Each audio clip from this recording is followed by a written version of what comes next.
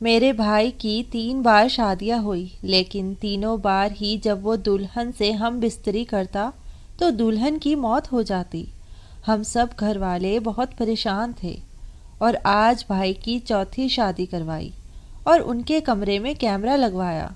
پھر جیسے ہی رات کے 2 بجے کمرے میں یہ دیکھ کر ہماری آنکھیں پھٹی کی پھٹی رہ گئی کہ بھائی نے دلہن کو... میرا نام فرحین ہے۔ آج میرے بھائی کی شادی کا دن تھا۔ میرا دل بری طرح دھڑک رہا تھا۔ رات کے 10 بجے کا وقت تھا۔ مجھے 1 سال پرانی باتیں پھر سے یاد آ رہی تھی۔ عین اسی دن یہی وقت تھا جب بھیا کی تیسری شادی ہوئی تھی۔ ہم سب لوگ شادی کے مزے لے رہے تھے کہ بھیا کے روم میں چیخ کی ہلکی سی آواز سننے کو ملی، اور صبح جو ہوا اس نے ہم سب گھر والوں کو دہلا کے رکھ دیا تھا۔ ہماری عافیہ بھابھی، جنہیں ہم اس قدر پیار سے بیاہ کر لائے تھے، وہ ہمیشہ ہمیشہ کے لیے ہمیں چھوڑ کر جا چکی تھی۔ عافیہ بھابھی جوان اور خوبصورت تھی۔ ان کی اچانک موت پر سب لوگ حیران رہ گئے۔ اگر ان سے ہماری رشتہ داری نہ ہوتی تو شاید عافیہ بھابھی کے گھر والے ہم لوگوں پر کیس کر دیتے، کیونکہ عافیہ بھابھی کے چہرے کی حالت بتا رہی تھی کہ وہ کس قدر اذیت میں رہی ہوں گی۔ عافیہ بھابھی کا چہرہ سیاہ پڑ چکا تھا اور ان کے منہ سے جھاگ بہہ رہا تھا۔ ایسا لگ رہا تھا جیسے انہیں جان سے مار دیا گیا ہو، لیکن بھیا پر کوئی ایسا الزام لگانے کا سوچ بھی نہیں سکتا تھا، کیونکہ وہ نہ صرف رحم دل تھے بلکہ انتہائی شریف طبیعت کے مالک تھے۔ خیر، کچھ عرصہ بھابھی کا سوگ منانے کے بعد ہم نے اپنے بھائی کے لیے ایک بار پھر سے لڑکی تلاش کرنا شروع کر دیا۔ اس بار جس گھرانے سے ہمیں لڑکی ملی تھی، یہ لوگ بہت غریب تھے، پھر بھی انہوں نے اپنی بیٹی دے دی۔ میری بھابھی آئمہ کو جو بھی دیکھتا رشک بھری نگاہوں سے دیکھتا۔ شادی ہوئی تو میرا دل بہت دھڑک رہا تھا۔ نہ جانے کیوں مجھے بھی ایسا لگ رہا تھا کہ کہیں آج رات آئمہ بھابھی اس زندگی سے ناتا توڑ کر ہم سے دور نہ چلی جائیں۔ آخر عافیہ بھابھی کے ساتھ بھی تو ایسا ہی ہوا تھا۔ تب میں نے دل ہی دل میں سوچا کہ اب میں ایسا نہیں ہونے دوں گی، کیونکہ جو عافیہ بھابھی کے ساتھ ہوا تھا اس کے پیچھے ضرور کوئی نہ کوئی معاملہ تھا، اگرچہ ہمیں ابھی تک یہ سب معلوم نہ تھا کہ اس کی وجہ کیا ہے، لیکن ایک جیسی واردات ہونے کی وجہ سے تو صاف ظاہر ہے کہ اس کے پیچھے کسی نہ کسی کا ہاتھ ضرور ہے۔ یہ تو خیر سے ان لوگوں کی شرافت تھی کہ ان لوگوں نے ہم پر کوئی الزامات نہیں لگائے، ورنہ ایسے گھر میں رشتہ کون دیتا ہے۔ آئمہ بھابھی کو ہم خاندان سے بیاہ کر لائے تھے، مگر شادی کے دن میں نے اپنے دل میں ارادہ کر لیا تھا کہ آئمہ کے ساتھ وہ سب نہیں ہونے دوں گی جو میری باقی بھابھیوں کے ساتھ ہوا تھا۔ میں نے آئمہ کے ساتھ بات چیت شروع کر دی۔ رات کو جب ہم دلہن کو ان کے کمرے میں لے کر گئے تو میں ان کے پاس ہی بیٹھی رہی۔ وہ بہت ڈری سہمی معصوم سی لڑکی تھی۔ میں اس سے باتیں کرتی رہی تو وہ جواب دیتی رہی۔ اس نے خود سے کوئی بات نہیں کی تھی۔ تبھی میں نے اور امی نے سوچ لیا تھا کہ ہم نے کیا کرنا ہے۔ ہم نے پہلے ہی بھائی کے کمرے میں کیمرہ لگا دیا تھا تاکہ کیمرے سے دیکھ سکے کہ بھابھیوں کے ساتھ ایسا کیا ہوا کہ ان کی موت ایک کہانی بن گئی۔ کیونکہ ہماری پچھلی بھابھیوں کے ساتھ جو کچھ ہو چکا ہے ہم آئمہ بھابھی کے ساتھ نہیں ہونے دیں گے۔ میں اور امی آئمہ بھابھی کے سامنے ہی یہ باتیں کر رہے تھے۔ آئمہ بھابھی خوف زدہ نگاہوں سے دیکھنے لگی اور بولی، کیا ہوا تھا آپ کی پچھلی بھابھیوں کے ساتھ؟ میں نے کہا، کچھ نہیں، ابھی تمہیں پتہ چل جائے گا، لیکن فی الحال اس بارے میں بات کرنا اچھی بات نہیں۔ میں نے اسے سمجھایا۔ وہ کسی بچی کی طرح ہاتھ میں ہاتھ باندھے بیٹھی رہی۔ تھوڑی دیر بعد جب بھائی آئے تو امی نے کمرے سے باہر چلنے کا اشارہ کیا۔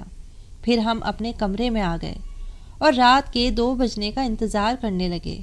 پھر جیسے ہی رات کے 2 بجے تو ہم نے کیمرے میں دیکھا کہ بھائی کے کمرے کی کھڑکی کے باہر کسی کا سایہ نظر آیا۔ میں اور امی بھاگ کر کمرے کی طرف گئے۔ یا اللہ، نہ جانے کیا ہونے والا ہے، کہیں کوئی بھابھی کا دشمن ہی تو نہیں جو ان کی جان لینے آ رہا ہے۔ میں نے دل ہی دل میں سوچا تھا۔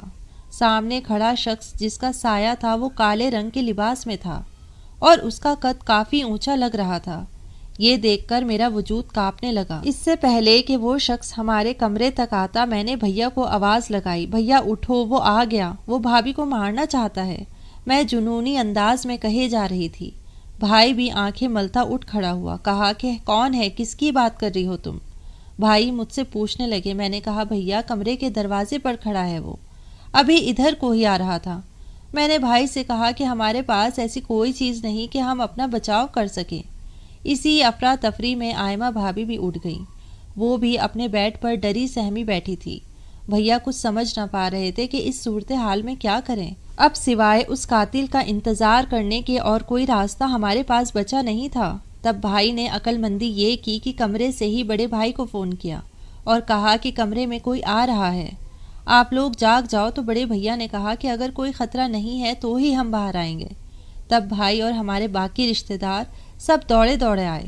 سبھی نے روشنی کر کے ادھر ادھر دیکھا مگر وہاں کوئی نہیں تھا۔ سب کے سامنے میں جھوٹی پڑ گئی تھی۔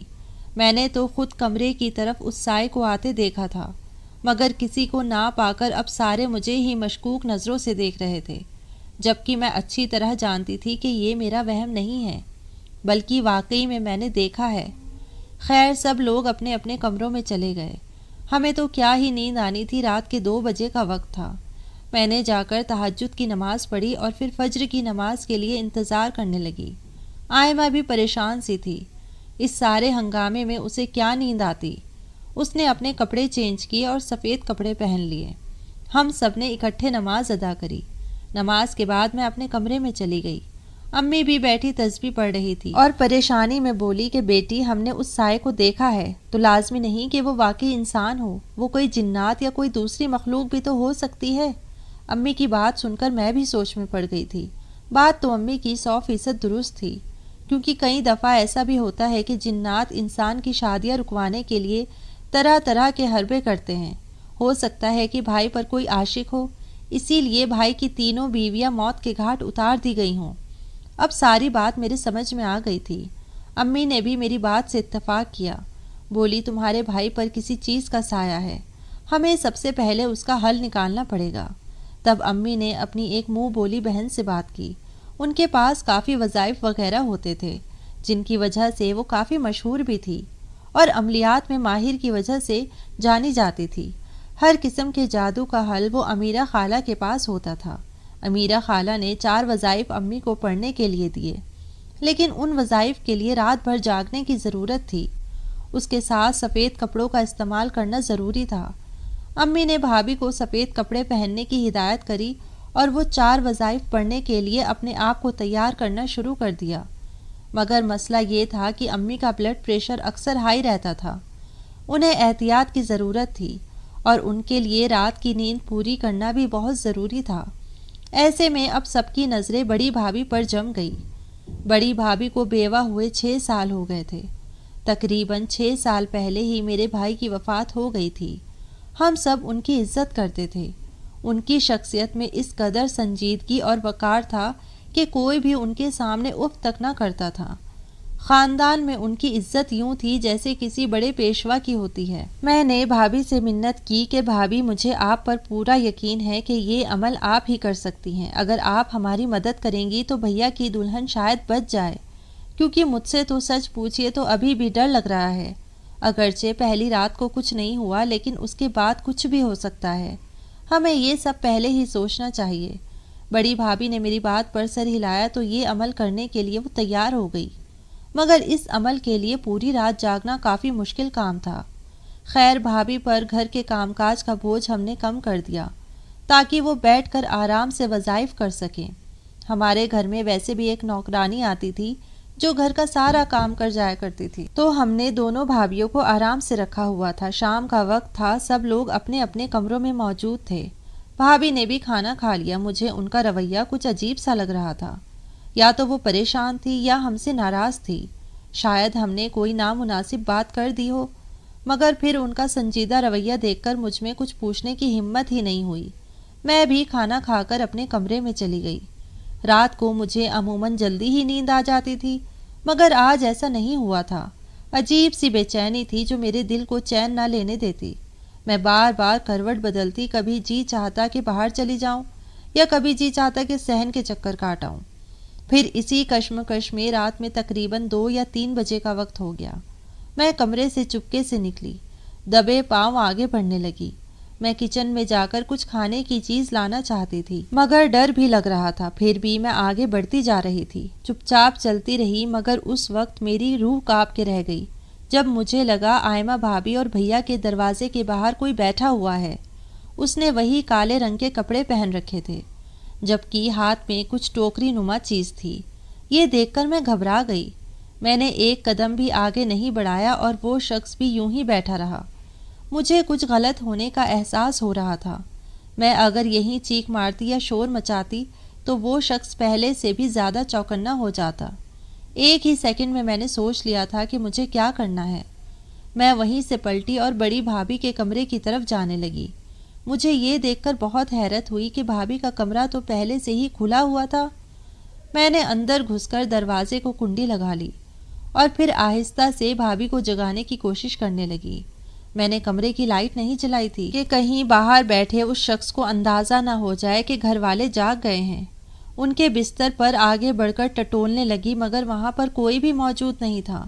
مجھے لگا وہ شاید کہیں ادھر ادھر ہی ہوں گی، میری طرح ان کا بھی دل گھبرا رہا ہوگا۔ میں نے بھابھی کے کمرے میں رکھے فون سے اپنے چھوٹے بھائی کو فون ملایا، جو رات کو اکثر دیر تک جاگتا رہتا تھا۔ اس نے فوراً ہی فون اٹھا لیا۔ میں نے جلدی سے اسے سارے مسئلے سے آگاہ کیا۔ میری بات سن کر اس نے مجھے یہیں رہنے کو کہا اور خود اپنے کمرے سے نکل گیا۔ 5 منٹ نہ گزرے ہوں گے کہ سارے گھر کی لائٹیں جل گئی، پورا گھر روشن ہو گیا کہ تیز آواز کے ساتھ میرے چھوٹے بھائی کی آواز آئی، ہلنا مت، جو بھی ہو وہیں پر بیٹھے رہو ورنہ میں تمہاری جان لے لوں گا۔ بھائی کی آواز سن کر میری جان میں جان آئی۔ میں کھڑکی سے دیکھنے لگی۔ میرا چھوٹا بھائی امی کے ساتھ کھڑا تھا اور میں بہت ڈر رہی تھی۔ دروازے کے باہر جو شخص موجود تھا وہ وہیں بیٹھا رہا۔ ایسا لگ رہا تھا جیسے اس سے سانپ سونگھ لیا ہو۔ اس کی خاموشی دیکھ کر ہم سب ڈر گئے۔ خدا نخواستہ کہ اچانک میرے بھیا پر حملہ کر دے، مگر ہمارے حیرت کی انتہا اس وقت ختم ہو گئی جب وہ شخص سر جھکا کر بیٹھ گیا۔ تب میرے چھوٹے بھائی نے ہمت کی اور آگے بڑھ کر اس کا کپڑا کھینچا۔ اس نے کالی چادر اوڑھ رکھی تھی۔ جیسے ہی بھائی نے اس کی چادر کھینچی تو ہم سب کی تو پاؤں تلے سے زمین ہی نکل گئی۔ وہاں کوئی اور نہیں بلکہ بڑی بھابھی بیٹھی تھی۔ بھابھی آپ یہاں؟ بھیا نے حیرت سے پوچھا۔ ہاں میں۔ تم لوگ یہاں کیوں آ گئے ہو؟ میں اپنا کوئی عمل کر رہی تھی، اسی سلسلے میں یہاں آئی تھی، بھابھی نے بڑی سی ٹوکری پر ہاتھ رکھتے ہوئے کہا تھا، جیسے وہ ہم سے کچھ چھپانا چاہ رہی ہوں۔ امی نے پوچھا کہ رات کے اس پہر دروازے کی چوکھٹ پر بیٹھی کون سا عمل کر رہی تھی بہو؟ امی جان آپ کو تو پتہ ہے، آپ نے خود ہی تو یہ عمل کرنے کو کہا تھا۔ ہاں پر وہ عمل تو مختلف تھا۔ تمہارے ہاتھ میں کیا ہے یہ؟ امی نے آگے بڑھ کر بھابھی سے ٹوکری لے لی اور جیسے ہی ٹوکری کا ڈھکن اٹھایا، وہ تو خدا کا شکر ہے کہ امی بچ گئی، ورنہ اس میں ایک عدد زہریلا ناگ موجود تھا اور اس ناگ کا ایک ہی ڈنک انسان کی جان لینے کے لیے کافی تھا۔ امی نے کہا، یا خدایا یہ تم نے اپنے پاس کیوں رکھا ہے؟ کہیں تم پاگل واگل تو نہیں ہو گئی؟ نہیں امی جان، یہ تو بس عمل کے سلسلے میں رکھا تھا۔ آپ کو تو معلوم ہے ایسے معاملے میں کیا کچھ نہیں کرنا پڑتا۔ بھابھی کا چہرہ لال ہو رہا تھا، ان کی گھبراہٹ صاف بتا رہی تھی کہ وہ جھوٹ بول رہی ہیں۔ میں نہیں مانتی تم نے کالے کپڑے پہن رکھے ہیں، اس میں یہ عمل نہیں ہوتا سوائے موت کے عمل کے۔ امی کی آخری بات نے ہم سب کو چونکا کے رکھ دیا تھا۔ تو کیا اس کا مطلب بڑی بھابھی؟ نہیں، اس سے آگے تو ہم سوچ بھی نہیں سکتے تھے۔ امی نے بڑی بھابھی سے کہا کہ تم نے ایسا کیوں کیا؟ ہم نے تو تمہارے ساتھ کبھی کوئی زیادتی نہیں کی تھی۔ پھر بھابھی نے بتایا کہ ان کو چھوٹے بھائی سے محبت ہو گئی تھی، اسی لیے وہ ہر حال میں انہیں پانا چاہتی تھی۔ بس اسی لیے میں نے آپ کے بیٹے کی سب بیویوں کو مار دیا۔ ان سے سانپ لے کر چھوٹے بھائی کو کہا کہ اسے ویرانے میں کہیں چھوڑاؤ یا کسی سپیرے کو دے آؤ۔ اسے مارنے کی غلطی مت کرنا، ورنہ سانپ کی آنکھوں میں اس کے مارنے والے کا عکس رہ جاتا ہے۔ بھیا نے بھی امی کی بات پر عمل کیا اور وہ سانپ سپیرے کے پاس پہنچا دیا گیا، مگر گھر والوں کے سامنے ان کی حقیقت کھل چکی تھی۔ انہوں نے ذرا بھی نہ سوچا کہ یہ لڑکیاں کتنی معصوم تھی، ایسی دیوانگی میں انہوں نے کتنے قتل کر دیے تھے۔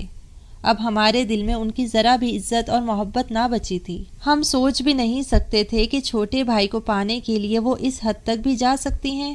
ان کے بیوہ ہو جانے کے بعد ہم نے کبھی بھی کسی قسم کا کوئی فرق نہیں کیا تھا، مگر انہوں نے بہت بڑا جرم کیا تھا جس کی کوئی معافی نہیں تھی۔ مگر پھر بھی ہم ان پر الزام لگا کے انہیں تھانے کچہری کے چکر نہیں لگوانا چاہتے تھے۔ امی کہتی ہیں کہ اس عورت کو خدا اس کے کیے کی سزا خود ہی دے گا، ہم اس کے معاملے میں کچھ نہ کہیں گے، اور اللہ کے قہر کا انتظار کریں گے۔ مگر میں سوچتی ہوں کہ ان کو اپنے کیے کی سزا ضرور ملنی چاہیے تھی۔ ان کو قانون کے مطابق اس جرم کا مزہ چکھنا چاہیے تھا جو انہوں نے محض اپنی خواہشات کے لیے کیا تھا۔ اس بارے میں آپ کیا کہتے ہیں؟ اپنی رائے ضرور دیجیے گا۔